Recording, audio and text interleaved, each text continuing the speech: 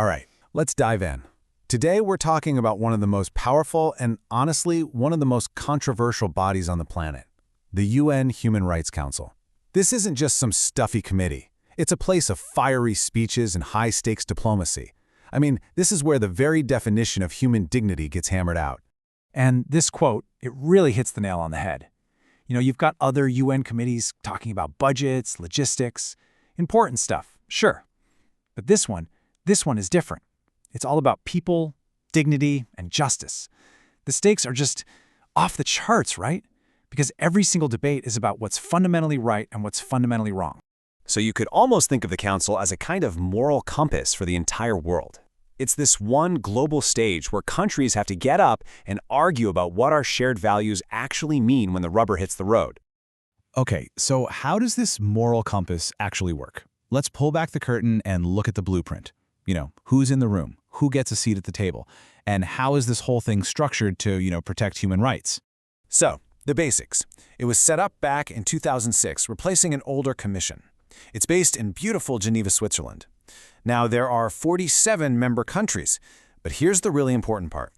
Those seats aren't just a free-for-all. They're split up by region, and that's on purpose. It's all about making sure there's geographical equity, so you don't just have one part of the world calling all the shots.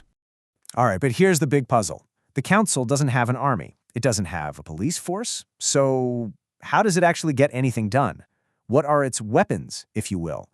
Well, the secret is that its power isn't about force. It's about pressure. It's diplomatic.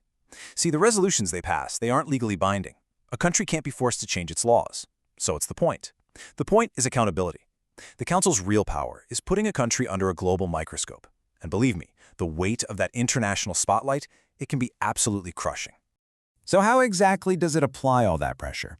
Well, the Council has this sort of three-pronged approach, three main tools in its toolkit. We've got the Universal Periodic Review, or UPR.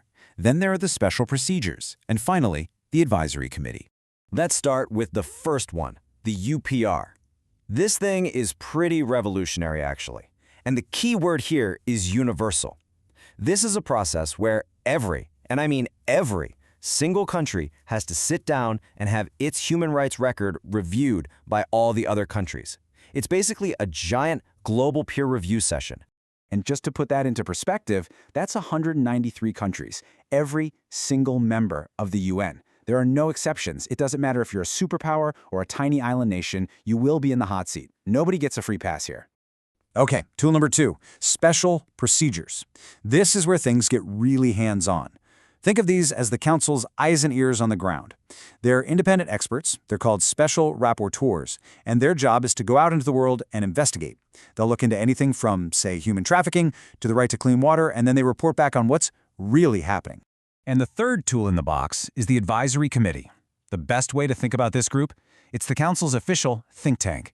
These are the brains of the operation. They're the experts who dig deep, do the research, and provide that crucial expertise on really complex topics, which then helps guide the whole conversation. So, you've got these powerful tools, but when you put them into action, well, that's when the fireworks start. To really get what the Council is about, you have to understand the huge debates, these core tensions that are constantly simmering just beneath the surface. And this is the big one. It's a fundamental tug-of-war between two ideas. On one side, you have universality, the belief that human rights are the same for everyone, everywhere, no exceptions, period. But on the other side, you have sovereignty. And that's the argument that, hey, a nation's own culture, its religion, its stage of development, all that stuff should shape how we interpret these rights. This is the ideological fault line of the entire Council. And that clash leads directly to another huge debate, the whole idea of naming and shaming. So the Council will often pass resolutions that call out specific countries. Now, if you support this, you see it as an absolutely essential tool for accountability. How else do you hold governments' feet to the fire? But the critics, they'll tell you it's just politics, that it's countries using human rights as a weapon to go after their enemies. Okay, so we've got the tools, we've got the big arguments, but what's the bottom line? Why does any of this matter? How do these passionate debates in a room in Geneva actually, impact the real world? Well, let me give you a really clear example. Just look at what happened in 2022.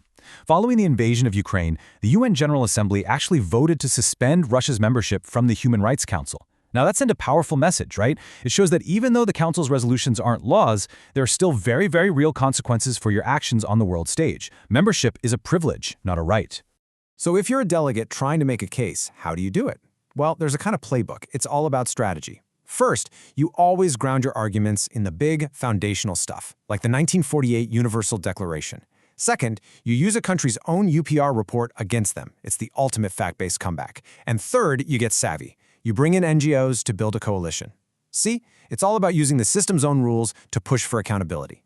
And when you put it all together, that's why this council is so important. And yeah, so controversial. It's not just a talking shop. There's a reason the speeches here are so passionate, so fiery. It's because this is the one place on Earth where our most basic, shared values as human beings are put on the line every single day. Which leaves us with one last really tough question to think about. In a world with so many different cultures, so many conflicting ideas, when we just can't agree on what's right and what's wrong, who gets to draw that final line?